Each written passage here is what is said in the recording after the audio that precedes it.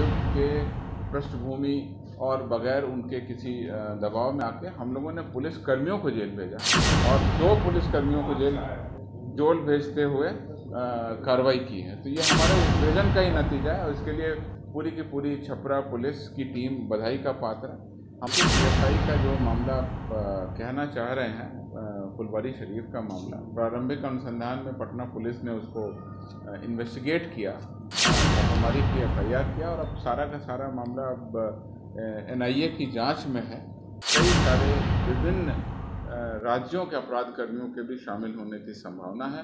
Police तकनीकी अनुसंधान कर कार्रवाई की जा रही है। जैसा कि मैंने आपको बताया और बिल्कुल स्पष्ट है कि जब पुलिस कोई भी घटना होती है तो उसको सभी आयामों पर तकनीकी अनुसंधान और पुलिस के जो सत्यापन करने के तरीके हैं, गवाहों के बयान, उसके आधार पर कार्रवाई कर रही है।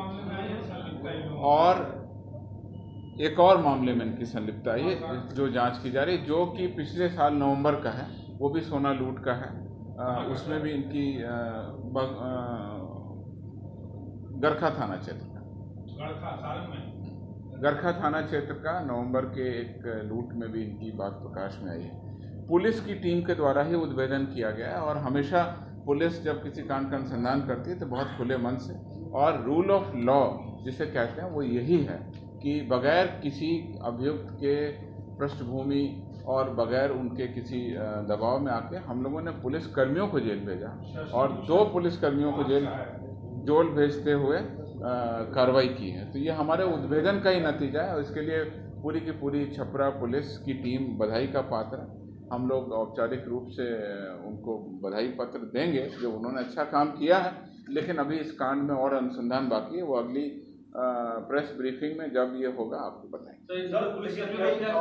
डिपार्टमेंट के द्वारा क्या कार्रवाई की जाएगी, क्योंकि जिस तरह से जो घटना का अंजाम दिया पुलिस कर्मी, तो डिपार्टमेंट क्या सख्त कोई कदम? निश्चित रूप से जब जैसे ही इनको जेल भेजा गया है, वो तो हमारा डिपार्टमेंटल एक्शन है। क्रिमिनल जब एक्शन में कार्रवाई हो गई तो इनको जेल भेजा गया, इनको तत्काल निलंबित किया जाएगा, विभागीय कार्रवाई चलाई जाएगी और हम लोग चाहेंगे कि इसमें सख्त से सख्त इनको सजा विभागीय तौर पर मिले।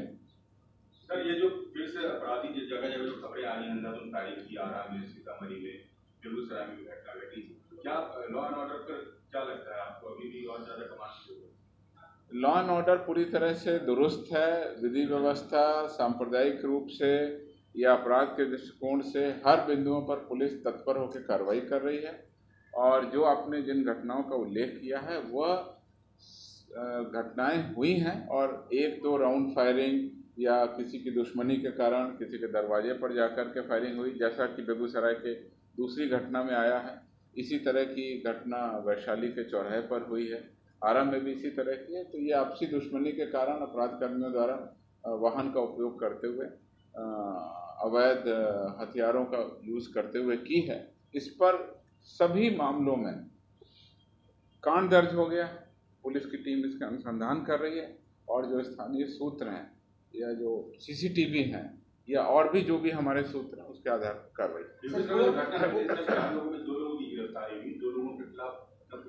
अब देखिए, PFI का जो मामला कहना चाह रहे हैं, फुलवारी शरीफ का मामला, प्रारंभिक अनुसंधान में पटना पुलिस ने उसको इन्वेस्टिगेट किया, छापामारी की, FIR किया और अब सारा का सारा मामला अब NIA की जांच में है।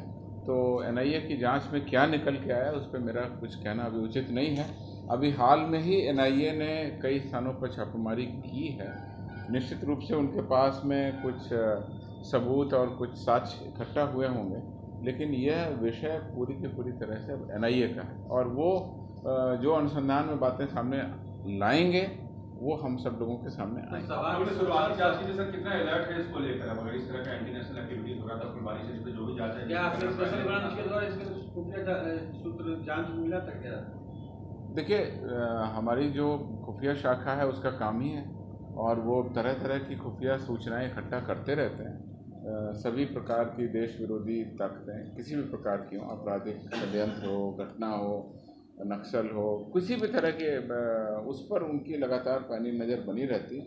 और मैं आपको बता दूं कि इंटेलिजेंस, ऑपरेशन, इन्वेस्टिगेशन, इन सभी का मिश्रण हो करके ही कोई कार्रवाई बनती है और साथ ही साथ हमारा ट्रेनिंग विंग है जो ट्रेनिंग देता है पुलिस पदाधिकारियों को कि किस तरीके से आगे ये काम करना है। जैसा आपने देखा अभी हमारी ट्रेनिंग एकेडमी में भी नई नई चीज़ें, नई नई टेक्निक पढ़ाई जा रही हैं। तो कुल मिला के पुलिस विभाग अपने सभी तंत्रों के साथ, और इस तंत्र में राज्य पुलिस, केंद्र सरकार, उनके खुफिया तंत्र लगातार हमको जो इनपुट मिलती है हम लोग कार्रवाई।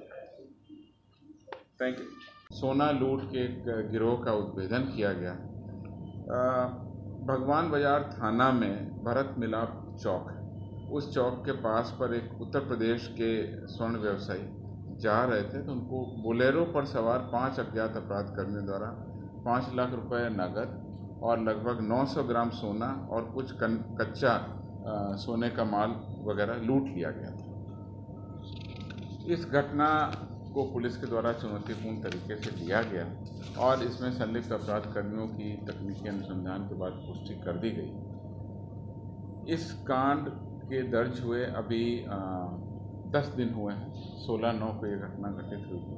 डकैती के गंभीर अपराध में ये घटना घटित की गई। अनुसंधान के क्रम में संकलित साक्ष्यों के आधार पर शशि भूषण सिंह, जो कि बिहार सशस्त्र पुलिस 5 का सिपाही है, और एक दूसरा सिपाही जो BSAP 14 का है, पंकज कुमार परमार और शशि भूषण सिंह, इन दोनों सिपाहियों को गिरफ्तार कर लिया गया और उनके निशानदेही पर सोना में से लगभग 280 ग्राम सोना बरामद कर लिया गया है। अनुसंधान एवं छापामारी की कार्रवाई अभी जारी है। इसमें गिरोह का उद्भेदन हुआ है और भी लोगों के, अपराध कर्मियों के नाम इसमें प्रकाश में आ गए हैं और इस प्रकार से इसमें कई सारे विभिन्न राज्यों के अपराध कर्मियों के भी शामिल होने की संभावना है। पुलिस अभी इसमें तकनीकी अनुसंधान कर कार्रवाई की जा रही है। इस पूरे उद्भेदन के क्रम में जो लाइनर का काम करते थे, यानी कि जो इन अपराध के गिरोहों के लोगों को बताते थे कि कौन सा व्यवसायी बाहरी है और आजकल बाज़ार में आया हुआ है, जो लाइनर का काम करते थे, उनको भी चिन्हित कर दिया गया। पुलिस के द्वारा इसमें कार्रवाई की जा रही है। इस घटना में पुलिस लगा एक वाहन बोलेरो चालक की बात प्रकाश में आई है। उस वाहन की, उस चालक का भी सत्यापन किया जा रहा है। तो अभी इसमें अनुसंधान जारी है और इसमें और भी पुलिस के अनुसंधान के क्रम में जब बातें सामने आएंगी तो मैं आपको स्पष्ट कर दूँगा। तो क्या